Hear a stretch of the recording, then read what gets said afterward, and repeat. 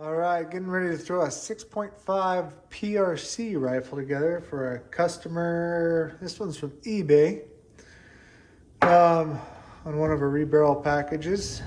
I'm using a long action Christensen. That's all ice falling off our roof. It's crazy here.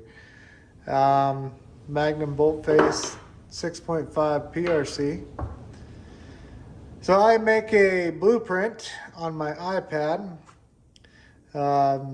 Since it's a Remington clone, everything's set up for Remington.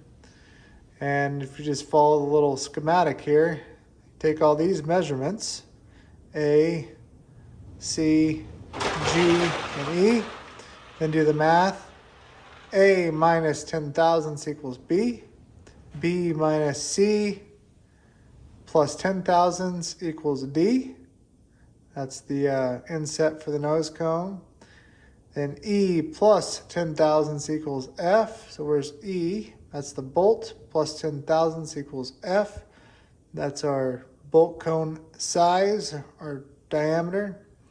And then our headspace is G minus B. So bolt face to the recoil lug minus B, that number, minus 2 thousandths equals headspace, 0.008.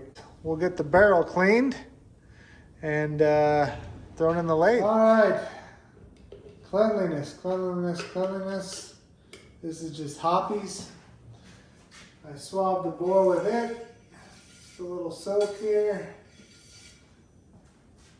This bottle is the only bottle I use for doing these new barrels. I use other ingredients and chemicals when I'm cleaning rifles that have been shot.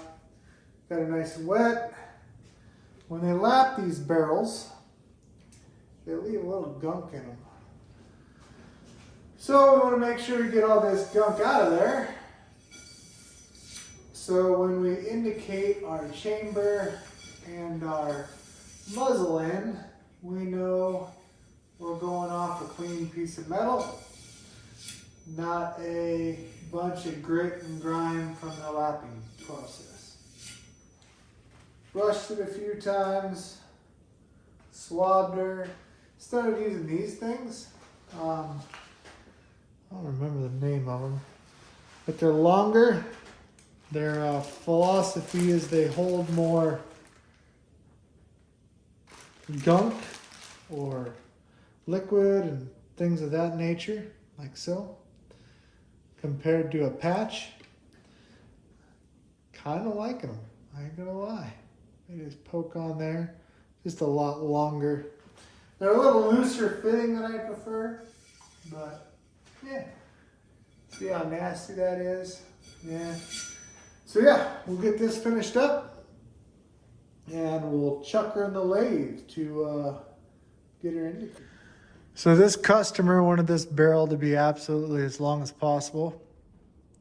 So there's a pretty good area of parallelness before the taper starts on this particular barrel. And we're gonna put it inside the lathe and see if there's any wear marks from the lapping process on the outside. Normally these Wilsons have been pretty good about that, but we'll put it in the lathe and inspect the bore just to make sure you can get this as long as possible for them. So taking a video of a video, which is always fun. There's really not that much wear on the lands here, or any galling from the lapping close to the back of the barrel. If we move ahead, the length of the chamber, that all looks good too. Using a piloted reamer, I'll get it so it fits tight, clear up into the bore. And that should allow him to keep this barrel as long as possible.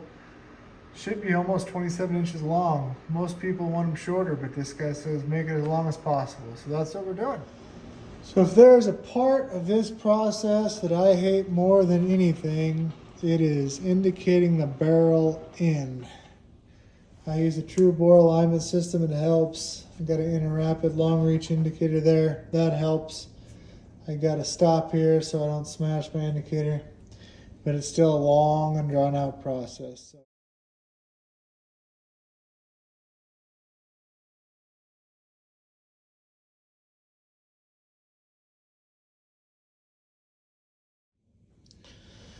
All right, the first cut we're gonna do, I got an end mill in here. We're gonna go in about 155 thousandths to get an area so I can get my boring bar in there. Once the boring bar is in there, I'll trim that up and get our hole set for our bolt nose cone. Then I'll come back out. We'll trim this backside off so we get our 147 thousandths bolt nose recess in there. And from there we'll start cutting the shoulder. All right, we got the bolt nose resource cut. We're a little deep. Measure 706, just like so. Next thing I gotta do is get the 147 thousandths from here to here cut, and cut our thread tenon, and then it's onto the chamber. All right, we swapped out tools so I could cut the tenon. And now we gotta get our digital readout set. So we're 0 because we already got one of our dimensions met with the internal bolt face. So I'm gonna 0 that out so we can hit our next dimension. So now we found 0.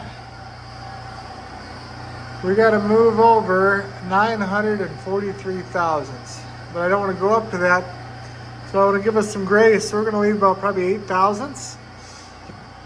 So I set my carriage stop at 935 thousandths. You can see and set my there stopped. So when we get up to that, then I can come in and make a nice cut to get this shoulder met for this dimension. This is our recoil lug. It measures 1.065 inside diameter. So I'm going to cut this tenon for that, and then we can cut our threads.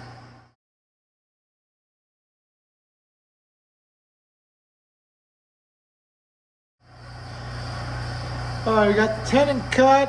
We still got to take off 8 more thousandths, but you can see it fits in there. Almost no slot back and forth, almost a match fit. So I'll get this cut to 943 thousandths from here to here, and then we can start cutting some threads. All right, squared up the tenon, hit our final dimension, 943. So what I did, this is gonna put a 30-degree chamfer on here so our thread has a nice spot to stop.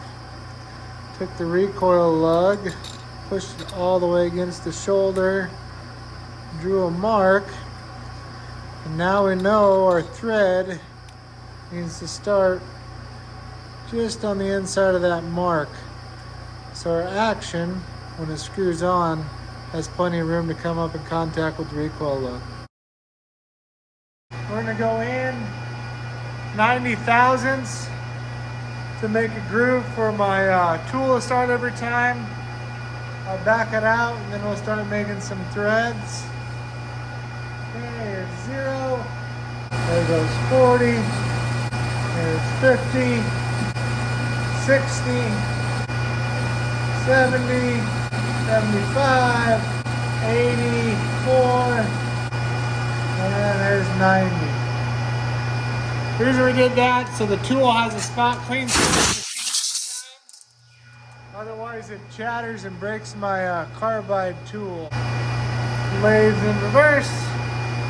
We'll start it and then check our thread pitch. There we are. Shut this off. We have our thread pitch gauge. Just set it 16 threads per inch. Hold it up to that.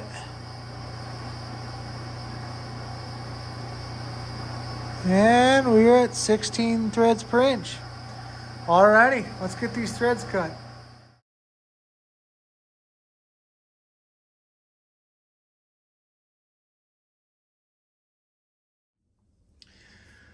All right, test fitter action here. Screw this bad jewel on. Very little play, that's good. Keep it going. Trying to give you guys a different angle here. It looks a little better. You probably get tired of looking at the tool post all the time. Yeah, comes in, recoil looks tight, back it off. Ooh, that's a good bump. When it breaks off like that, that's good. No play in that bad boy. So now we'll get our floating reamer set up on our tool post and start the chambering process. All right, next step is getting a reamer set up. I got the reamer set in the tool post. I do everything off the carriage. A lot different than a lot of people do it. The reason I do it is for speed, efficiency, and being able to get them chips out of the reamer. When you do that, you got to make sure you're indicated to the bore of your lathe with your floating reamer holder. So you can see we're indicated, no run out on either side. And then if we wanted to move the carriage forward and back, we can. So that setup coupled with our floating reamer holder, like you see. The floating reamer holder can take up, I think, 40-some thousandths of run out. We got less than a half, so we're good to go. We can put our reamer in and start reaming and get this bad boy done. All right, we got our floating reamer holder all indicated. Got the reamer in there good and tight. We got everything locked down so it can't move. I got my oil pressure flush system hooked up. We got the lathe set at 205 RPM. Turn on the oil. Oil's running good. Turn on our lathe. And then start power feeding it in there. And then I'll let the machine feed itself into there. You can see we don't have any run out whatsoever, which is good.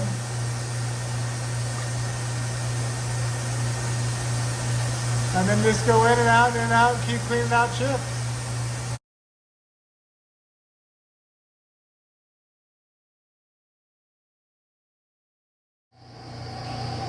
All right, the last cut I took off camera. This is the go gauge. It's definitely on and stopped.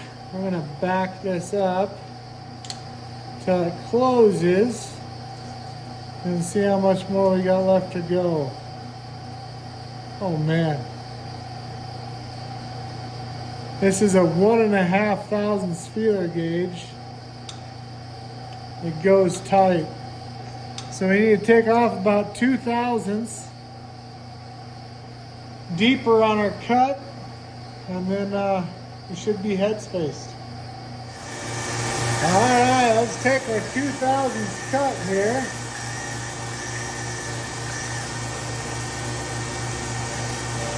Got our carriage spout set out.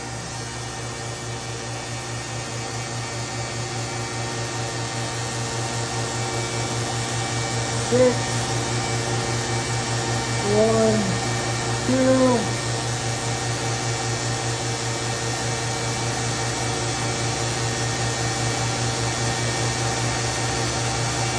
Three thousandths on the meter. Pull it out. Oh, trick, I buy these. These are for pets' ears. Make sure he gets all the chips out of there. See them little chips? And throw off our headspace.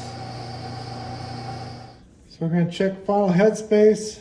Got the action tightened up. Goes in. It's fine. Now, I found a piece of tape. It's 2 thousandths in diameter. So this will set headspace to absolute minimum. Not diameter, thickness. Put it in here. And a hard stop. Take it out. Take the tape off. On my finger. And free as a whistle. All right, after we reamed it, we got a sharp edge here from the reamer and that 90-degree plane that we cut for our bolt nose cone. So I got a 60-degree cutter here. I'll move in and take off that little sharp edge. All right, we got that burr cut out of there. Let's see what our chamber looks like. Now if you look right there, that's the lands. Try and adjust it here. Go up top to get them in a shadow. See how they all stop at the same spot? Continue on out. Beautiful finish on all the lead lands. Keep going out. Neck is good. Keep going out. Chamber's got a nice finish on it. Life is grand. Should be a shooter.